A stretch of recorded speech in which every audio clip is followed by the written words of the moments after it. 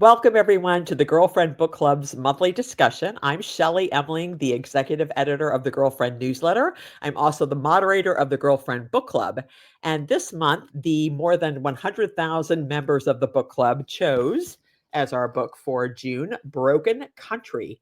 I devoured this book in one weekend, Saturday and Sunday. And it left me, I thought about it for so long after reading it. It was such an amazing, amazing book. So we're so thrilled that we're being joined tonight by Clare Leslie Hall. So welcome, Clare. Oh, hi, Shelley. Thank you so much for having me. I'm really excited to talk to you. It's so nice to have you here. This was an incredible, incredible read. So first off, I just have to ask you, how did the idea for Broken Country come to you? Yeah, I describe it as like literally a rare thunderbolt moment because we live in Dorset, where the book is set in a very old farmhouse surrounded by fields, but we're not farmers, far from it. And one day my husband was out running in the fields behind our house. It was lambing season, and he was running with my youngest son's very beloved puppy. And when the dog strayed into a field of sheep, the farmer threatened to shoot him, which did not happen. The dog is still with us, but it really sparked this incredibly kind of vivid scene in my head, and I could see the farmer and his wife in their field of sheep, and I could picture a young boy running towards them, and I knew for some reason that the boy reminded this couple of the son they'd recently lost in an accident. Huh. And I could also sense that there might be a really strong kind of physical connection between the boy's father and the farmer's wife. So it was literally like a love triangle dropped out of the sky. And that opening sheep scene, it was always the same. It was always the inciting incident. So yeah, I feel like it holds the whole essence of the story. It's very rare that I get such an inspirational kind of scene come so quickly, but it did with Broken Country. Well, I'm glad your dog's okay. I'll just say that much. Yep, he's 7. He's doing fine. Yeah. So I always ask authors, was there a particular scene or a character that was more challenging to write than the others in the book? Yeah, that's a great question. I think Jimmy, the Frank's brother, was challenging Mhm. because, and also Tessa Wolff. So maybe the sort of the characters who are the most sort of difficult, the hardest to like. To, with Jimmy, first of all, I knew absolutely who he was. I knew that at 9 he'd lost his mother. That he was. This was in the 1950s. That his father was a 1950s man who hadn't been able to help him express his grief, and that he'd stopped caring about himself, and it had made him behave violently, sometimes drink too much, all these issues as an adult. But I also wanted him to be lovable. I wanted readers to see him as a lovable rogue. That's how I see him. And so I had to kind of work quite hard on bringing him back a little bit, not too much sort of violence, not too much drinking, even there is a lot. Yes. And the same with Tessa Wolff, Gabriel's mother. I mean, she is the baddie in the novel, but Yes. she couldn't be too much of a pantomime baddie. So in my head, I know a lot more about her backstory than I actually put in the novel. So I sort of understood why she acted as she did, if that makes sense. Yes, it does. So I think this is your first book in the US. Is that correct? It's come out in the That's US. right. Yes. So how has Yes, that been that's right. for you?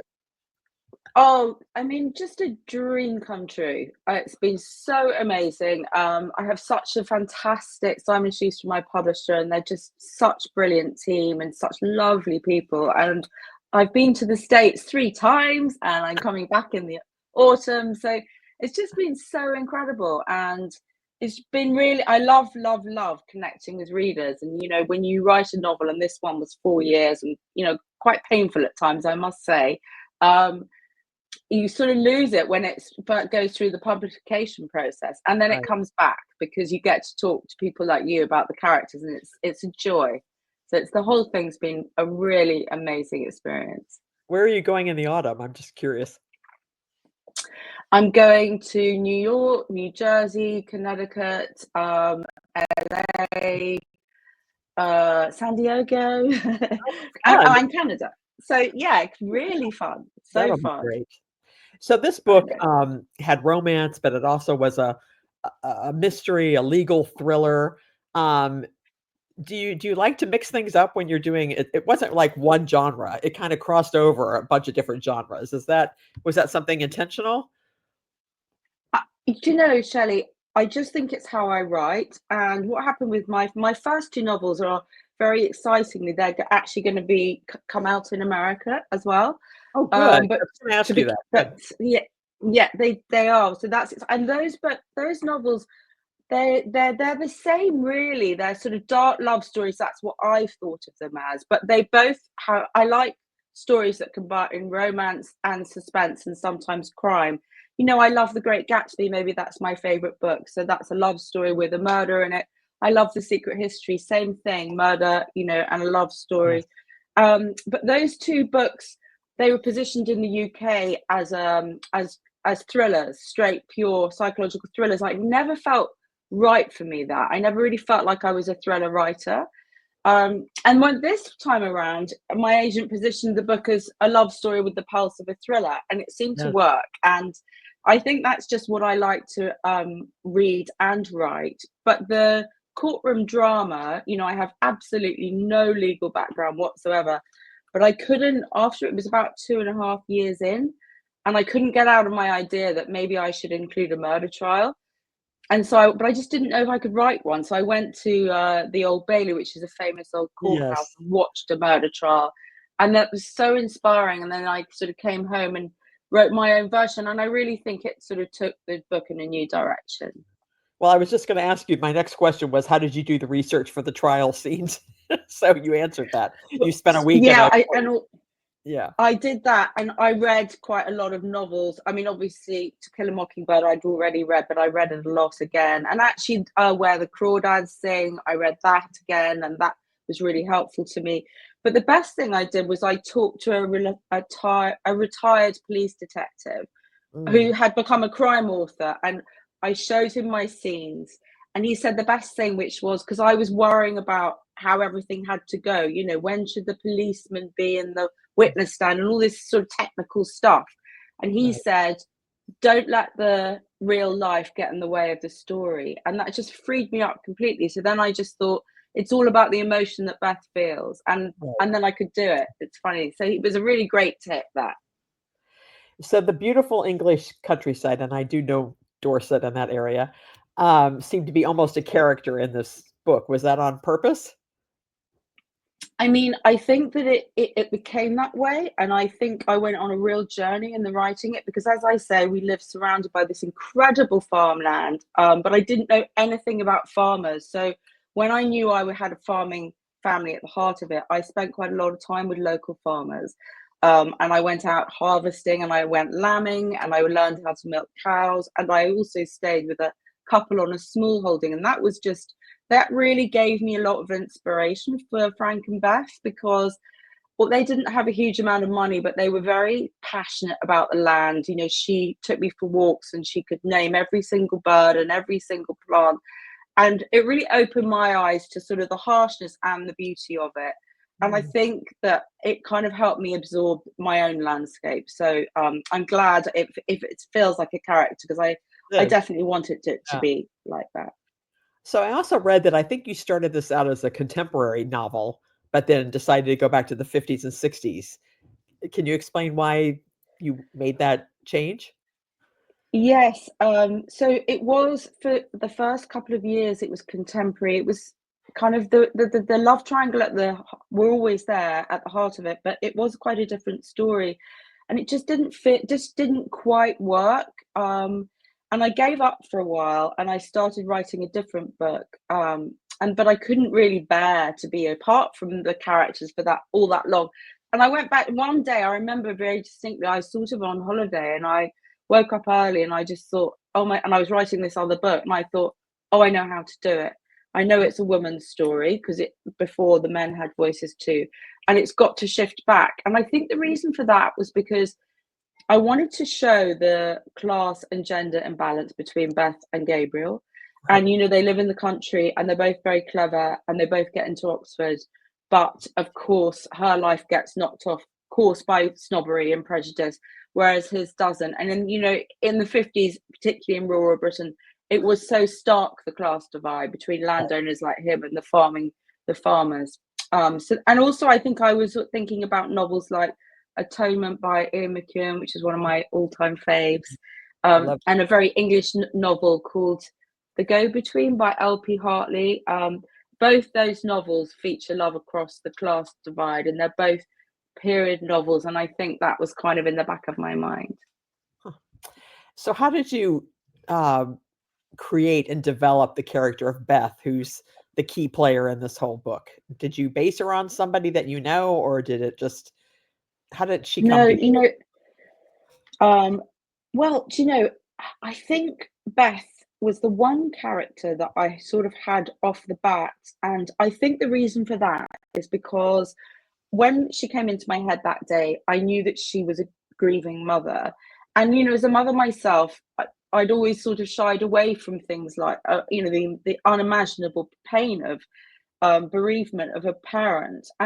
But there she was, and I knew exactly who she was, and I knew that every single thing she did.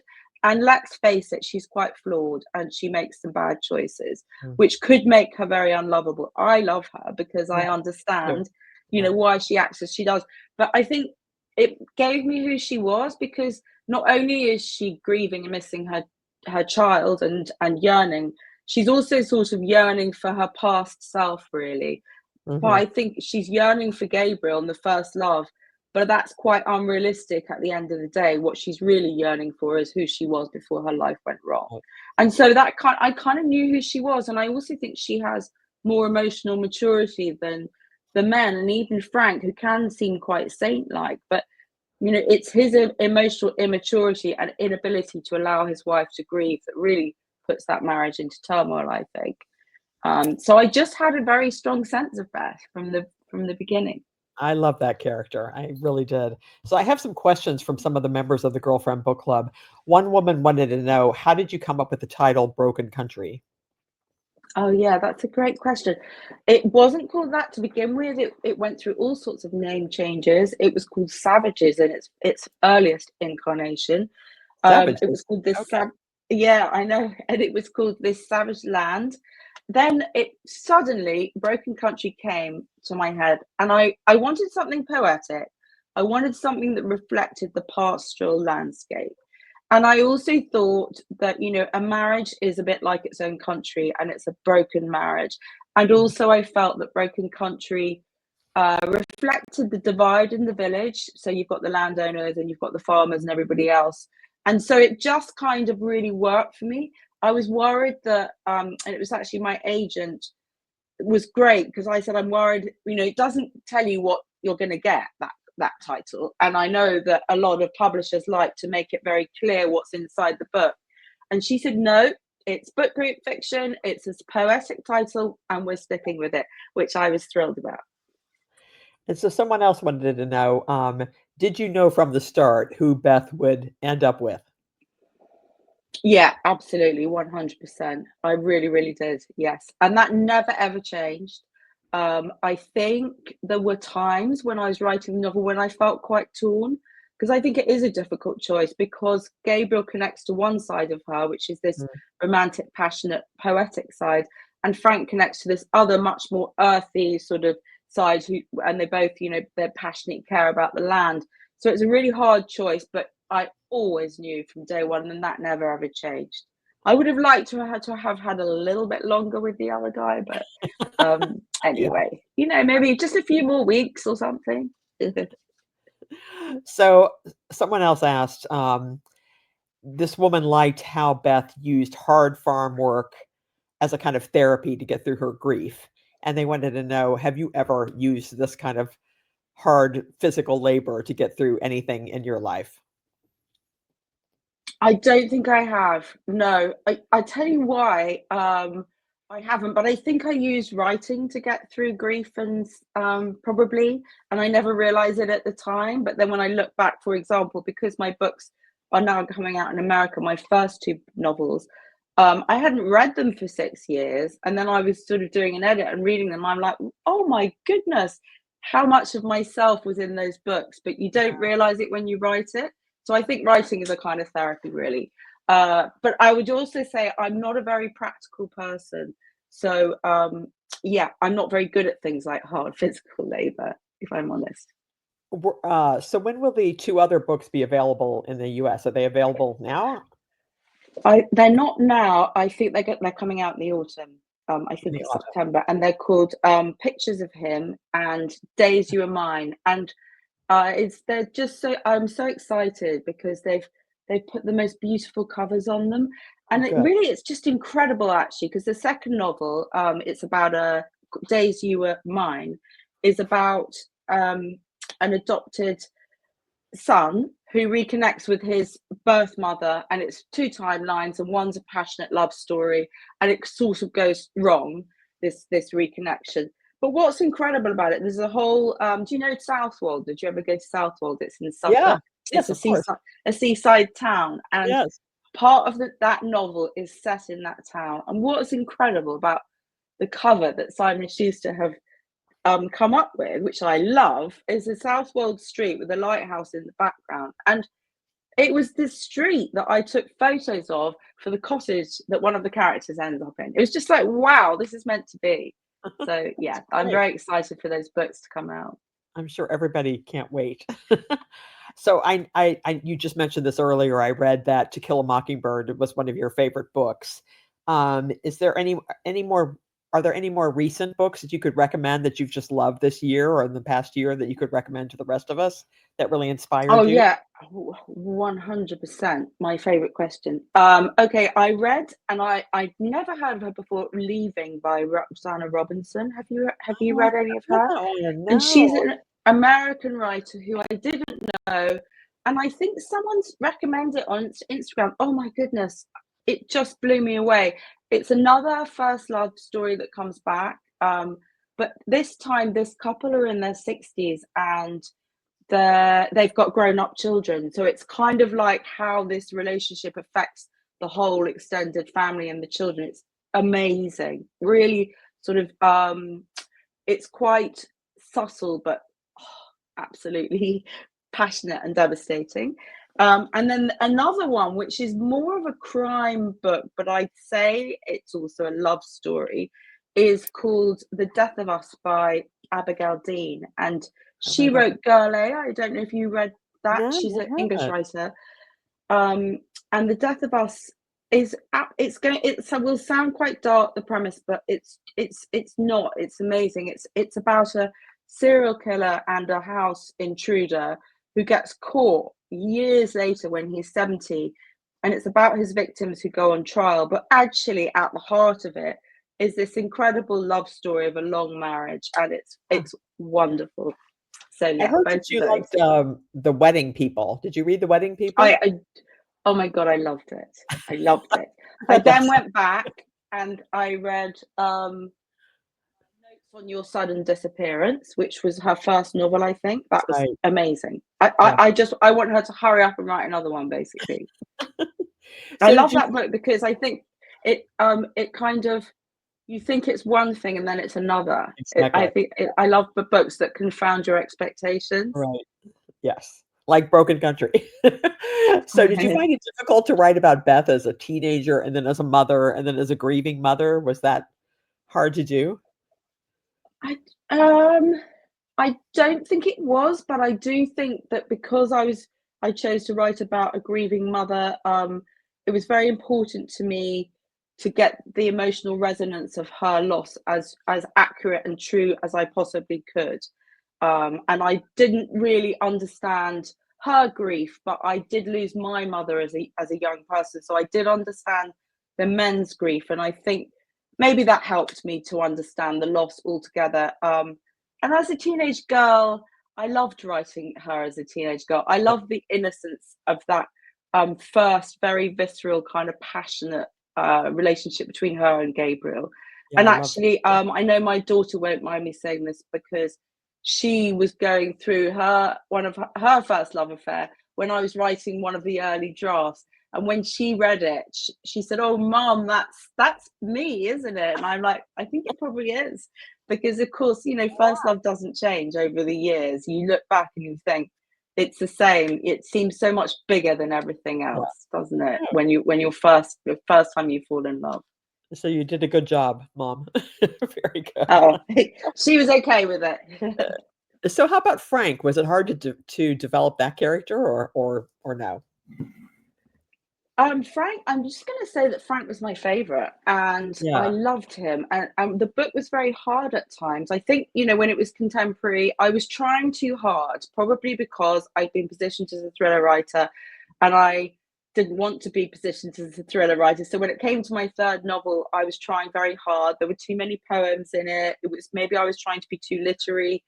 It only really worked when I relaxed and went back to writing the way I've always written. But when I stopped, and I stopped twice, so probably for 6 months one time and 2 months the other time, it was Frank that pulled me back. And wow. Frank, I wanted to know his ending, and he was the one that I cared. And there's a few scenes. Well, I can say, can't I? But there's one scene that was in every single draft, and it's the scene when he sets fire to the tree stump. And that scene, I could just see it so clearly in my head that's why I couldn't give up on him. It was that man at that moment by that tree stump. I just could never give up on him. And I do think that what I've understood about Frank, maybe almost since I've written it, is that what was really important for his narrative arc was that he would face his grief. And of course he Right. does do that at the very end. He accepts his grief. He allows Beth to talk about it. He talks about it, and he lets he lets it go as well. And so I guess I learned that later in the novel. Not I didn't understand that right at the beginning, that would be his journey, but I did have a very, very strong sense of who he was. So it sounds like it took you a long 4 years to write this novel, is that right? From what I'm hearing? 4 years with these gaps, and there was that thunderbolt moment, and I'm just like, I cannot wait to write this book. But I got very sidetracked. I understand this now. It's like, I think because I didn't know about farming, and I went out with the farmers, and I had a subscription. I was just thinking about this earlier. I had a subscription to Farmers Weekly, which is crazy, but I did, and I got very into this whole idea of animal rights activists, and that Yeah. went in the book, and it all had to come out. I probably over researched, and it all had to come out basically. And I think those gaps that I think as a writer, it's very hard to step away. Mm. It's easier to keep going and thinking I'll get there in the end, and it doesn't work like that for me sometimes.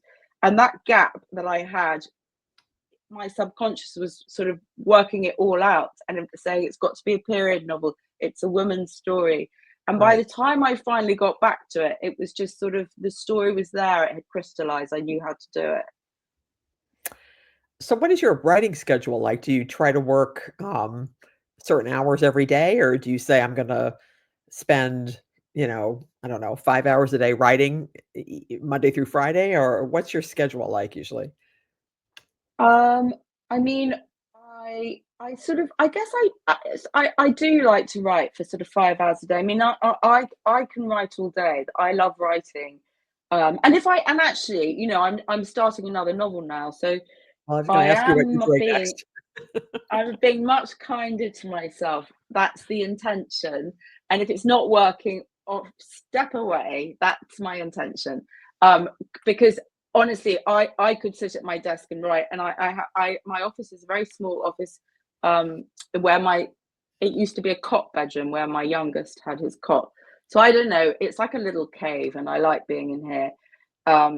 And I can write, yeah, I can write for 5 hours. It's more of a discipline in a way for me to sort of not write, and when it's not going well, to go, okay, enough. I Yeah. think that's what I with the new book. My idea, I don't know if it'll sustain, is almost keep it like a sort of love affair that you just can't wait to get to it, and then you leave while you're still really enjoying it. That's my plan. I don't know if So I I'll was make it gonna ask work. you, can you tell us anything about what you're working on now? Is it gonna be another 4 years before we see it? And also, is No, Broken Country gonna be made into a movie or a TV series? oh, I hope so. First on the film, very excitingly, the option was bought by Hello Sunshine and Sony as a joint venture. And the Great. only thing I know is that they did attach two script writers, and the really lovely thing about the script writers, they're a married couple, and I've met them, is that they have a house in Dorset, and it's actually my bit of Dorset. So Oh, I good. thought, oh, it's going to be very fashionable Lyme Regis or something, and Yeah. actually it isn't. It's 5 miles away, so they get the sort of hard Thomas Hardy landscape. So fingers crossed, you never know, but fingers crossed it will happen. That's all I know on that one. And then the book, yeah, it's so when I had that downtime writing another book, I had this setting and this family. One of my favorite books, I don't know if you've read it, is I Capture the Castle by Dodie Smith. No. It's a very English novel, which my mum gave me when I was 11, and I read it and read it and read it, and it's just my comfort read. It's a Yeah. beautiful novel about an eccentric family living in this crumbling castle in Suffolk. Anyway, I think that's always in the back of my head. And so I had this family in a clifftop hotel on the Jurassic Coast in Dorset. Mhm. And I just couldn't get my premise. I couldn't get my premise, and kept trying different things, and it just wasn't pulling me. And then I sort of got it, and I can only really tell you I'm 10,000 words in. I'm really loving it, and it's sort of it is two love stories in one. It's got murder in it as well, and the starting point is it's about a young widow and a young widower who fall in love reluctantly, Oh, against their wishes. That's well, I that's hope as we don't much have as to I wait can 4 tell you. years. I hope we don't have to No, I wait 4 don't think you will. I'm cracking the whip. You will not. So my final question is, the girlfriend is all about female friendship and the importance of female friendship as you grow older. Can you just tell us what you love to do with your friends when you're not reading and writing? I mean, I just really love to meet them and hang out, and they make me laugh so much. So my husband works in the music industry, and he's putting on Robbie Williams in Bath this weekend, and I'm going with all my girlfriends, and some of those songs, we've loved them. I mean, I'm intending to literally be in that field, holding hands with my best friend, feeling Oh, emotional. So I like to do all sorts of things with them, but mainly just see them and hang yeah, out. that's nice. So thank you so much for joining us again. The book is Broken Country. If there's a handful of people out there who have not read this book, be sure to get it and read it because it's amazing. As I said, I devoured it on a Saturday and Sunday a couple weeks ago. It's an incredible book. So thank you so much, Claire, for joining us. And we can't wait to see when your two books come out in the fall from the UK and the US. That'll be so incredible. And also, I just want to remind everybody to please stay on the page because I'll be posting some conversation starters tonight so that you guys can talk amongst yourselves about what you thought about the book, Broken Country. And just a reminder that Patty Callahan Henry will be joining us on July 15th at 7:30 to discuss our July book club pick, The Story She Left Behind. So thank you so much, Claire, again. Have a great evening, everybody, and thanks for joining us.